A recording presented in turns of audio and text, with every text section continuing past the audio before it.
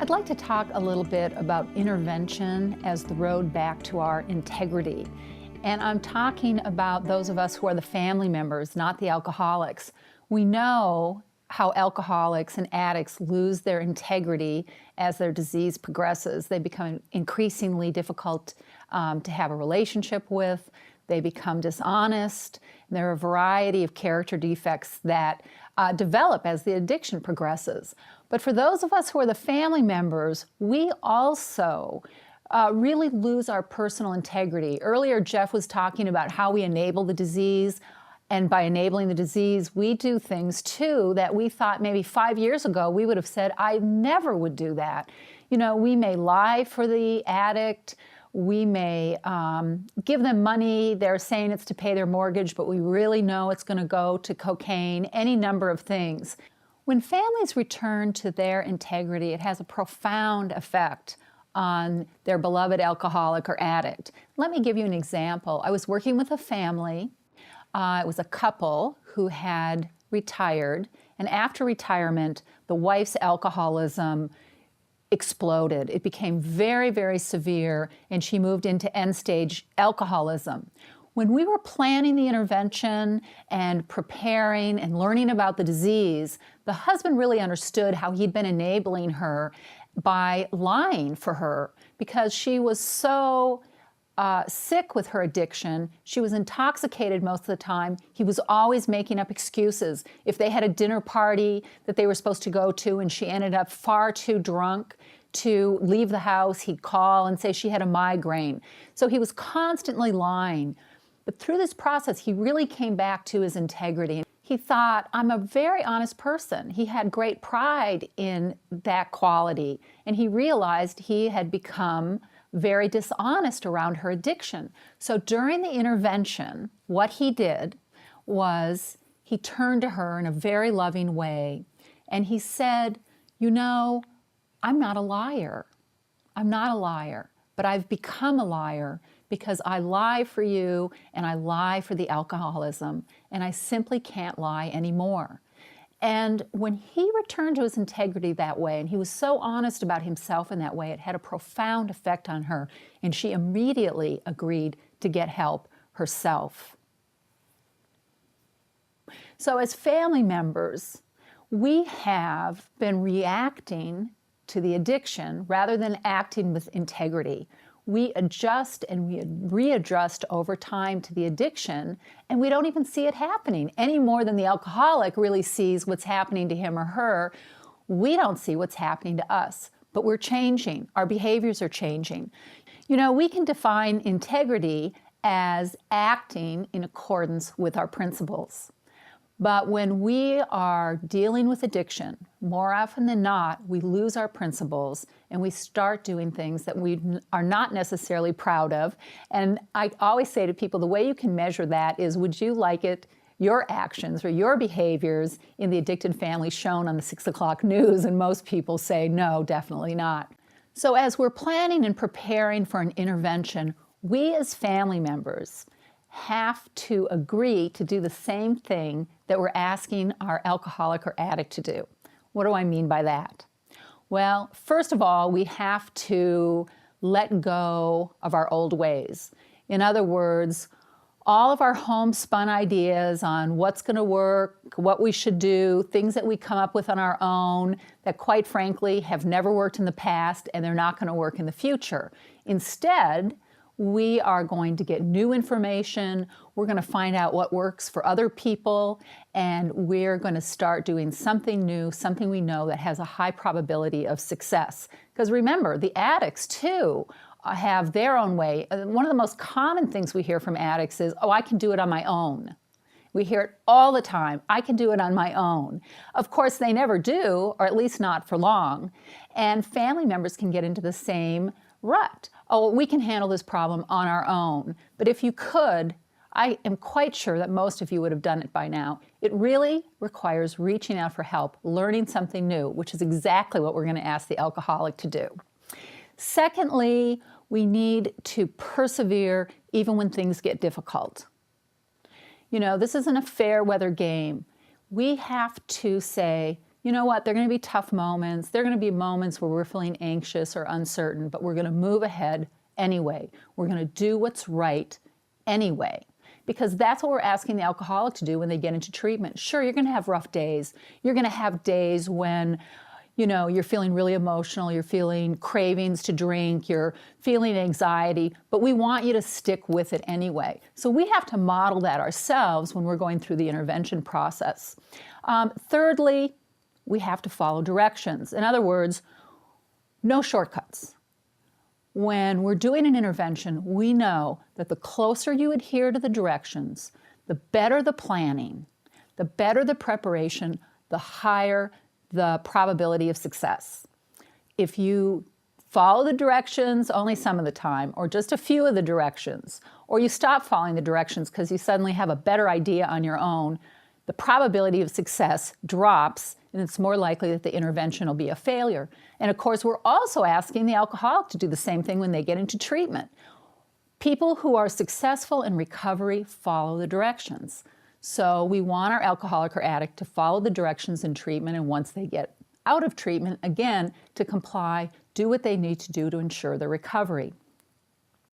Finally, there's a saying in recovery that we're willing to go to any length. And we're asking our alcoholics to do that.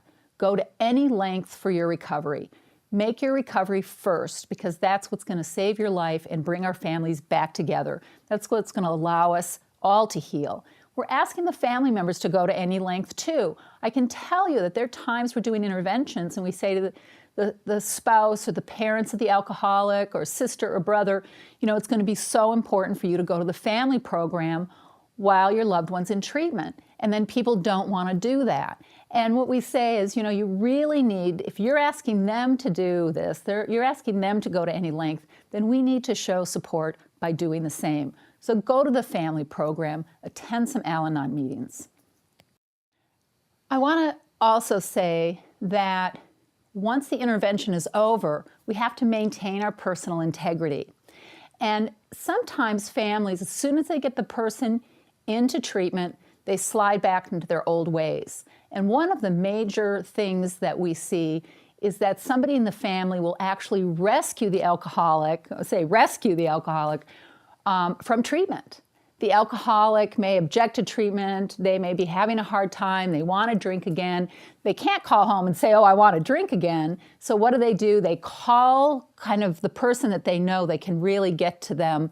They're sort of they can pull on their heartstrings the most easily, and they can say to them, you know, my bed is so uncomfortable, I don't like the food here, I'm sure that my counselor doesn't know what he's talking about and you need to get me out of here. And surprisingly, they'll get in their car, they'll drive to treatment, and they'll take them home. And that's when the family loses their integrity again. And whenever we do that, we also invite addiction back. When we lose our integrity, it's very, very easy for the alcoholic or addict to do the same. So we always want to model to the alcoholic, to the addict, what it is we want him or her to do. I want to give you a little example of how family members can lose their integrity once the alcoholic's in treatment and actually rescue them from the treatment and recovery experience.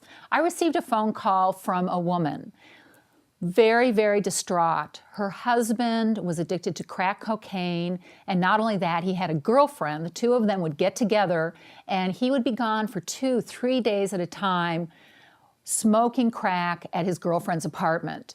She talked about the terrible marital discord and the fact that she even humiliated herself on occasion by going over to the girlfriend's house, standing in the street, screaming for him to come out. And she said, I finally realized that I had to do something not only for myself, but for our teenage children. So we put together a really great intervention. We brought in his parents, which he had tremendous respect for. We brought in an uncle that, again, that he highly respected and dearly loved, his best friend from high school, and several other family members, as well as his teenage kids. So we had this great team. It was a very loving intervention, very, very powerful, and it reduced him to tears, and he said, yes, I will go to treatment. And he went that day. About a week later, he started having very, very strong cravings for cocaine. But again, he's not going to say that to the family. He's not going to say, oh, I need to get out of here so I can use cocaine. Instead, he called his wife and he said, listen, I've got it all figured out. I understand what they're telling me. It all makes sense to me now. I'm so sorry what I've done to you. I can't believe how much I hurt you, but I'm ready to leave. I'm ready to come home. I've got it. I'll never use drugs again. Well, this really, just plugged into everything the wife wanted to hear. His apology, his understanding of how he hurt her, his promises that he'll never use drugs again. He really understands everything, and she really wanted to believe him. But during the training, I said, don't react.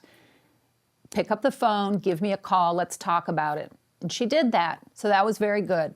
And I said to her, listen, he wants to leave treatment against the advice of the professionals. He's not ready to leave treatment. He's underestimating how hard it is to recover. If he leaves treatment now, he'll surely be using cocaine, if not within a few days, probably a week's time.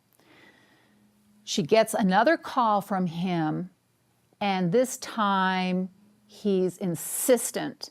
And I've got to come home. You don't understand. I've really learned my lesson. And she starts thinking, if I don't let him come home, he's going to leave treatment and he's going to go back to his girlfriend. So the thinking starts. She starts losing her own personal integrity.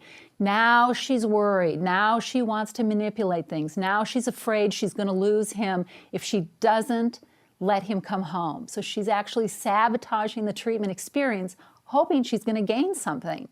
And what happened instead is when he came home 2 days later, he was back at his girlfriend's apartment smoking crack cocaine. So everything she hoped to gain by doing the wrong thing never materialized.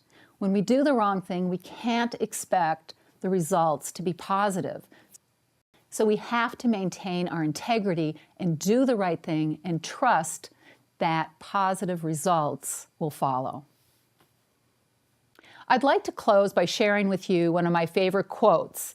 It's by W. Clement Stone, who's an entrepreneur, and I think it really says it all. Mr. Stone says, have the courage to say no. Have the courage to face the truth. Do the right thing because it is right. These are the magic keys to living your life with integrity.